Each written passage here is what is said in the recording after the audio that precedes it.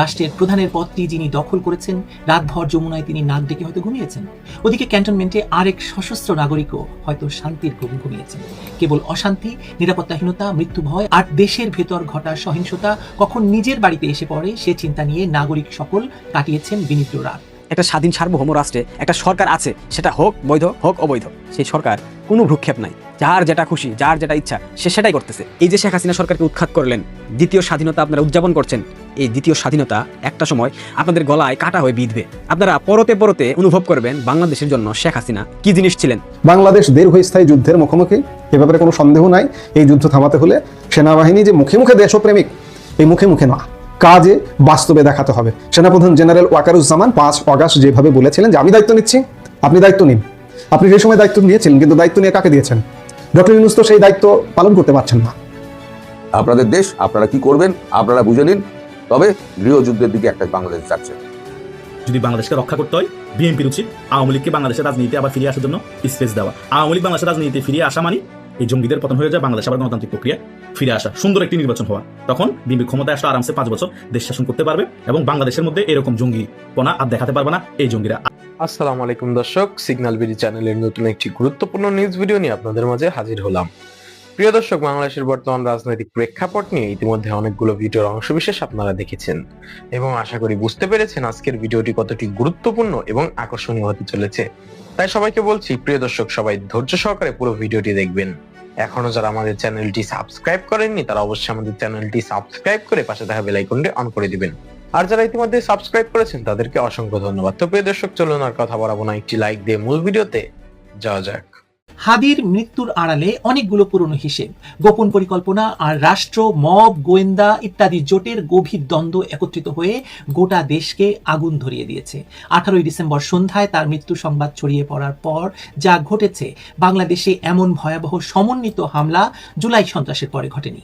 জুলাই সন্ত্রাসীদের আগুন দেওয়া, পুড়িয়ে মারা, মেরে ঝুলিয়ে রাখা, থানা লুট করা, পুলিশ হত্যা, সবকিছুকে যদি আপনি মিলিয়ে দেখেন 18 ডিসেম্বর সন্ধ্যার পর থেকে ঘটা ঘটনাগুলোর সঙ্গে, তাহলে বুঝতে পারবেন যে একই ধরন এবং একই হামলাকারীরা জুলাইতে যেমন দেশ পুড়িয়েছে, এখন আবারও পোড়ানো শুরু করেছে। এবং সবচেয়ে উদ্বেগজনক ব্যাপার হলো, যখন তারা দেশ জ্বালাচ্ছিল ঠিক তখন দেশের প্রধানমন্ত্রী সমমানের প্রধান উপদেষ্টা নিরাপদে যমুনায় বসে জাতিকে শোকবার্তা দিচ্ছিলেন। আর 2024 সালের জুলাই মাসে আকাশে উড়াল দিতে চাওয়া সেনাপ্রধান ওয়াকার নির্ভার ক্যান্টনমেন্টে নাকি ডাকছিলেন হয়তো, আর বাইরে তখন দেশ জ্বলছিল। কিন্তু প্রশ্ন করুন তো, 18 ডিসেম্বর এই নারকীয় তাণ্ডব কারা করলো, কেন করলো? একটার পর একটা যেসব জায়গাকে লক্ষ্যবস্তু করা হয়েছে, প্রথম আলো, ডেইলি স্টার, ছায়ানট, ধানমন্ডি 32, ভারতীয় হাইকমিশনের অফিস, উত্তরা বনানী আবাসিক এলাকা, সাংবাদিক নুরুল কবির, এগুলো কোনো এলোমেলো তালিকা নয়, এগুলো একটি সুনির্দিষ্ট মতাদর্শিক মানচিত্র। এই মানচিত্রের উপর আঘাতের প্রধান উদ্দেশ্য হতে পারে দুটি। এক, বাংলাদেশকে লিবারেল এবং সেকুলার কাঠামো থেকে সরিয়ে এনে উগ্র ধর্মীয় নিরাপত্তা রাষ্ট্রে রূপান্তর করা, শরিয়া আইন জারি করা। 2, নির্বাচনের আগেই দেশকে এমন অস্থিতিশীল করা যাতে জরুরি অবস্থা, নির্বাচন স্থগিত কিংবা গণভোটের অজুহাত তৈরি হয়। তার মানে এই দুটি উদ্দেশ্য হাসিল করতে হাদির মৃত্যুটা তাদের এখন খুব প্রয়োজন ছিল, তাই নয় কি? হাদির মৃত্যু এখানে কেবল একটি অজুহাত, মূল খেলা কিন্তু অন্যত্র। লক্ষ্য করুন তো, এই আক্রমণগুলো কখন হলো? ঠিক সেই রাতে যখন ইউনূস টিভিতে গভীর কণ্ঠে বলছেন জাতি আজ শোকে মুহ্যমান। এটা কি নিছক কাকতালীয়? না, এটা ক্ষমতার যন্ত্রের খুবই পুরনো কৌশল। উপরের তলায় আলো, ধূপ, ফুল দিয়ে শোক করা, নিচের তলায় তারই লেলিয়ে দেওয়া, মানে রাষ্ট্রের লেলিয়ে দেওয়া জুলাই সন্ত্রাসীরাই রাষ্ট্র হয়ে আগুন জ্বালাচ্ছে। এই জুলাই সন্ত্রাসীরা সেদিন থেকে এই খেলাটা খেলছে যেদিন থেকে তারা ক্ষমতা দখল করেছে, এবং দেশ সেদিনই মবের হাতে বন্দী হয়েছে। সেদিনই ক্ষমতাসীনরা দুই দুনিয়ায় খেলা শুরু করেছে। আবারও প্রশ্ন করি, আসুন, হাদির মৃত্যু কাকে সবচেয়ে বড় সুবিধা দিল? হাদি যদি বেঁচে থাকতেন তাহলে তার মুখেই আমরা প্রথম প্রশ্নটি শুনতাম যে ফয়সাল নামের কথিত খুনি নাকি ছাত্রলীগের, তাকে জামিনে মুক্ত করলো কে? কার সাথে তাকে ছাড়া হলো? কেন তার যাতায়াত বিএনপি ঘেঁষা আইনজীবীদের সঙ্গে? কেন সে হাদির অফিসে নিয়মিত যাতায়াত করত? কেন শেষ মুহূর্তে সে মুখ ঢেকে শুটার বনে গেল? আর কাকে তারা হায়ার করলো মির্জা আব্বাসকে ফাঁসানোর জন্য? এই সব প্রশ্নই সরকারকে বিপাকে ফেলতো, কিন্তু মৃত্যু সব প্রশ্ন বন্ধ করে দিয়েছে। এবং সে কারণেই হাদির মৃত্যু আসলে প্রয়োজনীয় হয়ে উঠেছিল জুলাই সন্ত্রাসীদের জন্য, সরকারের জন্য তো বটেই। এখন মৃত হাদি এই জুলাই সন্ত্রাসীদের কাছে একটি অজুহাত। নিরাপত্তা হুমকি, উগ্রপন্থী হামলা, সীমান্তে উত্তেজনা, ভারতকে লক্ষ্যবস্তু করা, আওয়ামী লীগকে নির্মূল করা, ফ্যাসিবাদ নির্মূল করা, সব একসঙ্গে সংযুক্ত করা সম্ভব হলো কেবল হাদির মৃত্যুকে দিয়ে। আর এই মৃত্যুর ফলে সরকার কি পেল বলুন তো? চলুন একটা লিস্ট বানাই, বড় লিস্ট না, দুটোই বলবো শুধু। 1, সকল রাজনৈতিক নেতাকে নিরাপত্তা দেওয়ার নামে গোটা রাজনৈতিক মাঠ নিয়ন্ত্রণে আনা। তারেক রহমান পর্যন্ত অন্তর্ভুক্ত হয়েছেন। 2, নির্বাচন পেছানোর যুক্তি দৃঢ় হলো আরো, কারণ এখন দেশে অতি বিপজ্জনক পরিস্থিতি ঘোষণা দিয়ে নির্বাচন না হওয়ার অজুহাত তো তৈরি হলো। তালিকা আরো আছে যেগুলো আগের একটি ভিডিওতে বলেছি। প্রশ্ন হলো, একটি মাত্র সাধারণ গুলি দিয়ে একজন সাধারণ কাউকে হত্যা করে এতগুলো অর্জন সম্ভব হতো না, তাই বেছে বেছে হাদিকেই টার্গেট করা হয়েছিল। একটি নিখুঁত রাজনৈতিক পরিকল্পনাও তৈরি হয়েছিল এবং সেই পরিকল্পনা বাস্তবায়নের জন্যই হাদির মৃত্যুকে পুঁজি করা হচ্ছে। এখন আসি 18 ডিসেম্বর রাতের ভয়ঙ্কর সমন্বিত আক্রমণগুলোর দিকে। খুলনা, চট্টগ্রামে ভারতীয় হাইকমিশনে, প্রথম আলো, ডেইলি স্টার, ধানমন্ডি 32, ছায়ানট, উত্তরা বাণিজ্যিক এলাকা, নুরুল কবির, ধর্ম অবমাননার মিথ্যা অভিযোগে ময়মনসিংহের ভালুকায় একজন হিন্দু নাগরিককে পুড়িয়ে হত্যা, চট্টগ্রামে মহিউদ্দিন চৌধুরীর বাড়িতে আবারও হামলা, আবারও আগুন। এগুলো সব কিভাবে একই সন্ধ্যায় ঘটলো বলুন তো? বাঙালি কি এক রাতে এরকম আগুন দেওয়ায় ওস্তাদ হয়ে গেল? না, এরা বিগত জুলাই থেকে হাত পাকিয়ে আজকে জায়গায় এসে পৌঁছেছে। জুলাই থেকে আগুন লাগাতে লাগাতে কাল যমুনায় বা ক্যান্টনমেন্টে যাবে এরা কারা? তারা আবার জুলাইতে যারা ছিল তারাই। এই মব একক কোনো দল বা আদর্শ দ্বারা পরিচালিত নয়, এটা বহুস্তরীয় জোট। জামাত শিবির, উগ্র ডান ধর্মীয় গোষ্ঠী, তাদের হাতে থাকা লুট হওয়া অস্ত্র, পাকিস্তানি গোয়েন্দা নেটওয়ার্কের সঙ্গে দেশীয় গোয়েন্দা চক্র, আর সবচেয়ে বিপজ্জনক ইউনূস সরকারের রাষ্ট্রযন্ত্রের নীরব প্রত্যক্ষ সমর্থন। আপনার কি মনে হয় না যে রাষ্ট্র যদি চাইতো এই মব 30 মিনিটও রাস্তায় টিকতে পারতো না? আগস্ট 2024-এও রাষ্ট্রকে রক্ষার দায়িত্ব যাদের ছিল তারা নামেনি জাতিসংঘের দেওয়া ডলারের লোভে, আর আজকেও তারা নামেনি কেন জানেন? কে জানে? আমি জানি না, ঘুমোচ্ছে হয়তো। উড়াল দেব আকাশে কিংবা এনাফের কি অবস্থা এখন? কোথায় আপনি ভাই? হ্যালো, শুনতে পাচ্ছেন? আসলে সেই জুলাই আগস্টেও যারা দেশ রাষ্ট্রকে জ্বালিয়ে ক্ষমতা দখল করেছিল তাদের আবার সক্রিয় করতে যে নেটওয়ার্ক ভূমিকা রেখেছিল, আজও সেই নেটওয়ার্ক কি কাজ করছে। তবে এর সঙ্গে আরেকটা ভয়ঙ্কর দিক যুক্ত হয়েছে। এই দেশ এখন এমন এক জায়গায় পৌঁছেছে যেখানে ধর্ম অবমাননার গুজব ছড়িয়ে কাউকে গাছে ঝুলিয়ে পুড়িয়ে হত্যা করা সম্ভব হয়েছে। এটা আফগানিস্তান বা পাকিস্তানি মডেল, এটা মুক্তিযুদ্ধের বাংলাদেশ নয়। আপনি কি মনে করেন যদি ইউনূস এবং তার জুলাই সন্ত্রাসের সঙ্গীরা ফেব্রুয়ারিতে একটি নির্বাচন সত্যিই চাইতো, তাহলে কি এসব করার সুযোগ থাকতো বা সুযোগ দিত? দেশের সরকার থাকলে, নিয়ন্ত্রণ থাকলে এরকম অরাজকতা সম্ভব হতো? উত্তর হলো না। এটা করার কারণ হতে পারে দেশকে জরুরি অবস্থার দিকে ঠেলে দেওয়া, কারণ তাতে আরো কিছুকাল বৈধভাবে ক্ষমতায় থাকতে পারবেন ইউনূস। আমার তো মনে হয় এভাবে মব লেলিয়ে দিয়ে গোটা দেশে ভয়াবহ অবস্থা সৃষ্টির পেছনে 3টি কারণ থাকতে পারে। 1, রাষ্ট্র দেখাতে চাইছে দেশ নিয়ন্ত্রণের বাইরে, সুতরাং নির্বাচন পেছানো বাধ্যতামূলক। 3 নাম্বার হচ্ছে জরুরি অবস্থায় একমাত্র পথ। অনির্বাচিত অবৈধ শাসকদের এগুলো আসলে পুরনো কৌশল। আগে দেশে আগুন লাগাও, পরে নিজেকে ফায়ার সার্ভিস হিসেবে প্রমাণ করো। ইউনূসের মতো ধুরন্ধর এটা করতেই পারেন, না হলে এই মুহূর্তে বাংলাদেশের শহর জ্বলছে, মিডিয়া জ্বলছে, কূটনৈতিক অফিস জ্বলছে, রাষ্ট্রের স্থাপনাগুলো জ্বলছে, এবং আপনারা যারা এতদিন ভাবছিলেন এটা আমার কিছু না, তাদের বাড়ির দরজায়ও কাল আগুন ঠক ঠক করবে। যেমনটি এই কিছুদিন আগেও প্রথম আলো সম্পাদক লিখেছিলেন বা বলেছিলেন যে আজ শেখ হাসিনা পালিয়ে গিয়েছেন, প্রথম আলো আছে। যেমনটি কিছুদিন আগেও স্বনামে কলাম লিখে মাহফুজ আনাম বলেছিলেন আপনি যাবেন না ইউনূস ভাই, তাহলে সব শেষ হয়ে যাবে। এখন দেখা যাবে সব শেষ হয়ে যাওয়ার বিনিময়ে হলেও ইউনূস থাকছেন, কিংবা দাঁড়ান, গল্পের শেষে আরেকটা গল্প আছে, বলছি। ভাইরে ভাই, দাঙ্গা কখনো দল দেখে না, মতাদর্শ দেখে না। দাঙ্গা শুধু দেখে রাষ্ট্র কোথায় দুর্বল। হাদির মৃত্যুর মাধ্যমে রাষ্ট্রকে দুর্বল বলে পরিচয় করিয়ে দেওয়া হয়েছে, আর সেই ফোকর দিয়ে এই প্রেসার গ্রুপকে ঢুকানো হয়েছে। যারা দেশ জ্বালাচ্ছে তাদেরকে মব বলা নিষেধ, তাই প্রেসার গ্রুপ বললাম। হাদিকে হত্যা করে এই প্রেসার গ্রুপকে অনুমতি দেওয়া হয়েছে প্রথম আলো, ডেইলি স্টারে আগুন দিতে, ছায়ানটে আগুন দিতে, ভয় ছড়াতে, ক্ষমতা সংহত করতে, অস্থিরতা বাড়াতে এবং জরুরি অবস্থাকে জাতীয় প্রয়োজন হিসাবে প্রতিষ্ঠা করতে। ইউনূস সরকার হয়তো আজ যমুনায় বসে বসে ভাবছে যে তারা খুব চালাকির খেলা শেষ করেছে, কিন্তু ইতিহাসের একটা চিরন্তন আইন আছে, যে আগুন তুমি অন্যের ঘরে দাও সেটা শেষমেশ তোমার ঘরেও লাগে। আফগানিস্তান, পাকিস্তানের উদাহরণ থেকে বলি, বোতলবন্দি দৈত্য একবার মুক্তি পেলে তাদেরকে আবার বোতলে ঢোকানোর সাধ্য ইউনূস মহাজনের কেন? কারোরই থাকবে না। শেখ হাসিনা এই দৈত্যকে বহু কষ্টে দমন করেছিলেন, দমনে রেখেছিলেন। হাদির লাশকে সিঁড়ি করে ইউনূস এবং তার জুলাই সঙ্গীরা যে পথে এগুচ্ছেন, সেই পথ এত সরু যে রাষ্ট্র একবার সেখানে নামলে ফিরে আসতে কত বছর লাগে সেটা আপনার আমার হিসেবের বাইরে। বাংলাদেশ হাঁটছে সেই পথে। বাংলাদেশ তো আর একা একা হাঁটতে পারে না। ইউনূসের মতো একজন ভয়ঙ্কর কুৎসিত ক্ষমতালিপ্সু তার জুলাই সন্ত্রাসীদের দিয়ে বাংলাদেশকে সেই পথে হাঁটতে বাধ্য করছে। শেষ করি, গল্পটার কথা বলেছিলাম সেটি দিয়ে।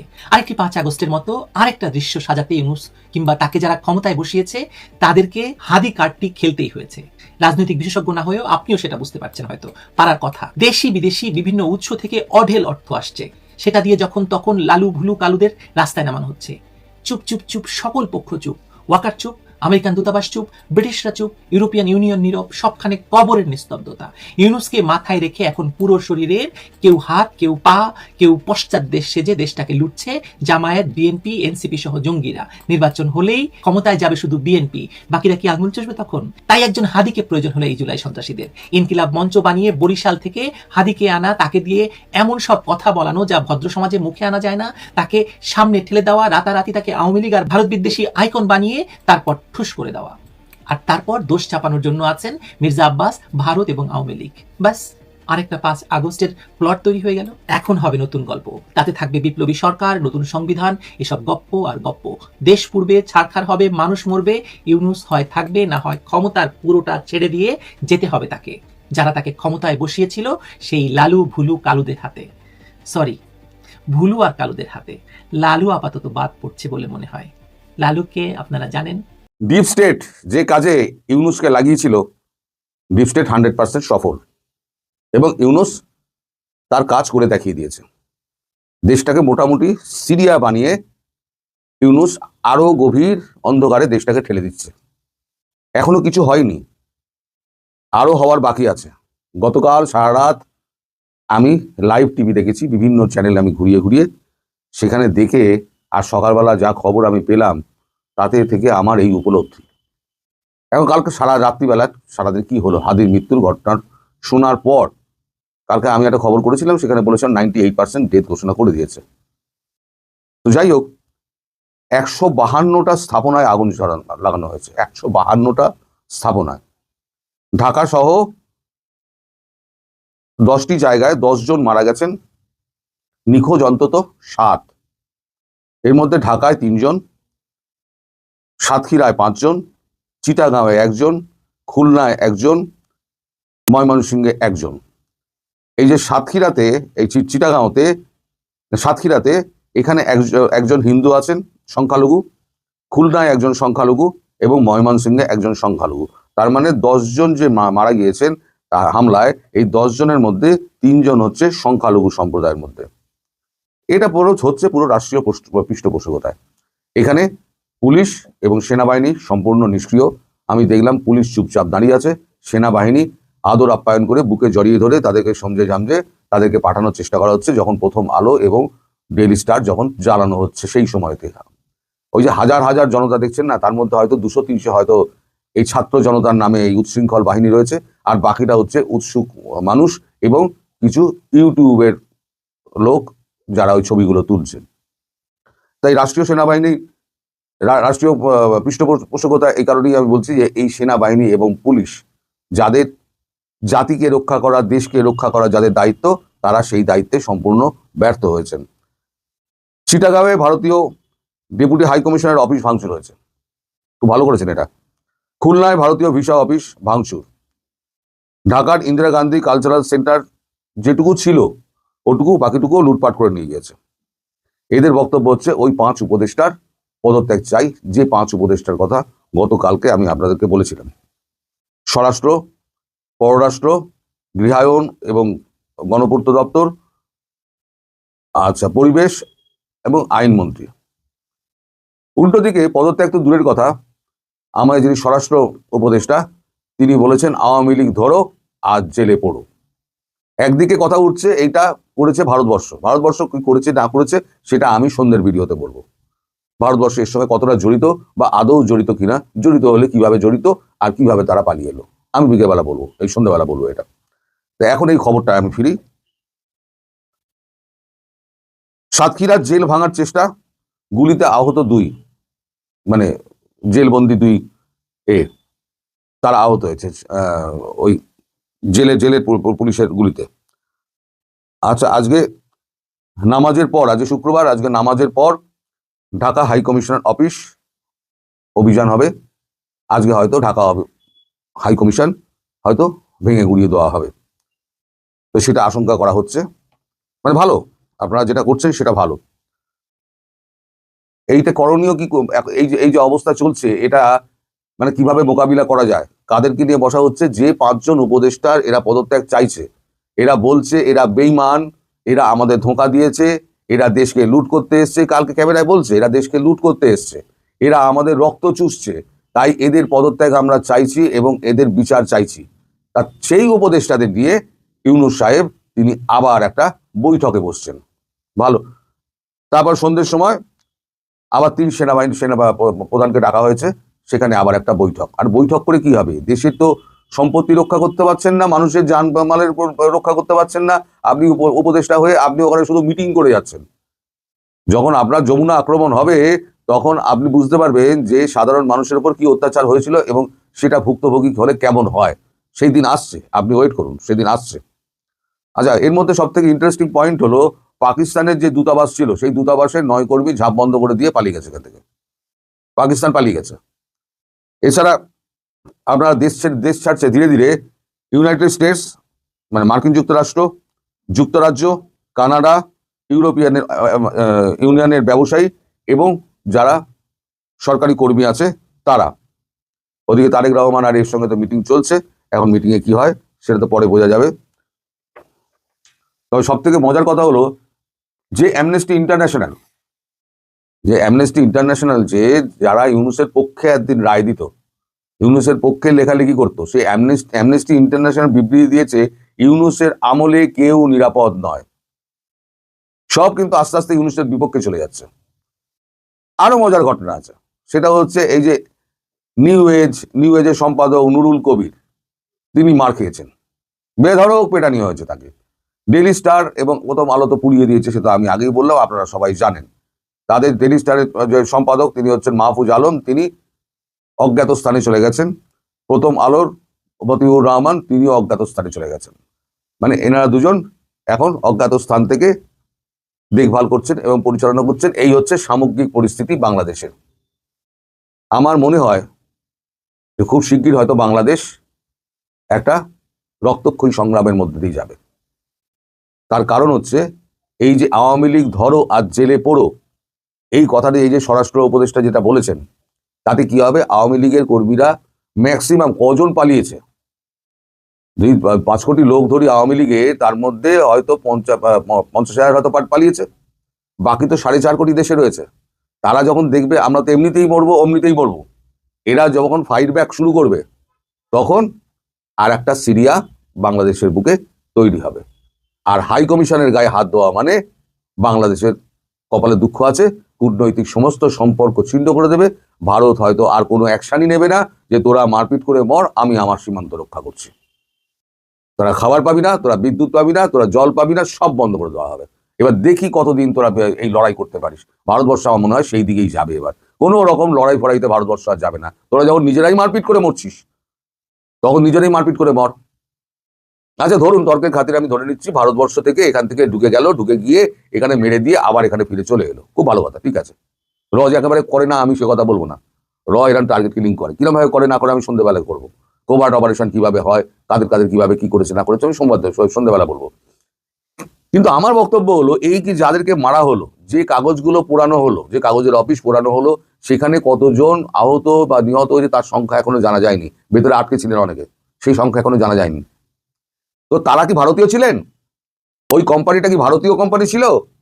ওটা বাংলাদেশের অর্থায়নে বাংলাদেশের একজন ব্যবসায়ী তারা কাগজ কোম্পানি করেছিল, সেই কাগজটা আপনারা পড়তেন। এবং এই কাগজ দুটোই কিন্তু শেখ হাসিনার বিরুদ্ধে সব থেকে বেশি সোচ্চার ছিল এবং আপনাদের হয়ে সব থেকে বেশি প্রচার করেছিল। আজকে সেই কাগজের অফিসগুলো আপনারা জ্বালিয়ে দিলেন, বাকি কাগজগুলো এখন ভয়ে কাঁপছে, তারা দপ্তর খুলবে কি খুলবে না, কাগজ বেরোবে কি বেরোবে না। আজকে যদি এই শুক্রবারের পর উন্মত্ত জনতা, এ তো একটা মানে পাগল হয়ে গেছে এরা, উন্মত্ত জনতা যদি আর দুটো কাগজের অফিস ভাঙে, তাহলে বাংলাদেশ থেকে সমস্ত কাগজ এবং চ্যানেল, সমস্ত সম্প্রচার এবং প্রচার বন্ধ হয়ে যাবে। তাহলে তখন আপনারা কি করবেন? একটা ব্লকেডের মধ্যে পড়ে যাবেন। পৃথিবী থেকে বিচ্ছিন্ন হয়ে গেছেন। এই যে সবকটা চলে যাওয়া, ইউএস থেকে ইউকে পর্যন্ত, কানাডা, ইউরোপিয়ান ইউনিয়ন সব যে চলে যাচ্ছে, এবার তার অর্থটা বুঝতে পারছেন? তারা বুঝতে পারছে যে একটা সিরিয়া হওয়ার মুখে এসে দাঁড়িয়েছে, ফলে এখান থেকে পালাও। আপনাদের দেশ, আপনারা কি করবেন আপনারা বুঝে নিন। তবে গৃহযুদ্ধের দিকে একটা বাংলাদেশ যাচ্ছে। প্রিয় দর্শক, ইতিমধ্যে আপনারা আমাদের পুরো ভিডিওটি দেখেছেন। ভিডিওটি দেখে কি জানলেন এবং বুঝলেন, অবশ্যই আপনাদের মূল্যবান মতামতটি আমাদের কমেন্ট বক্সে জানাতে ভুলবেন না। এখনো যারা আমাদের চ্যানেলটি সাবস্ক্রাইব করেননি, তারা অবশ্যই আমাদের চ্যানেলটি সাবস্ক্রাইব করে পাশে থাকা বেল আইকনটি অন করে দিবেন, এরকম নিত্য নতুন প্রতিদিন গরম গরম নিউজ আপডেট পেতে। ধন্যবাদ সবাইকে।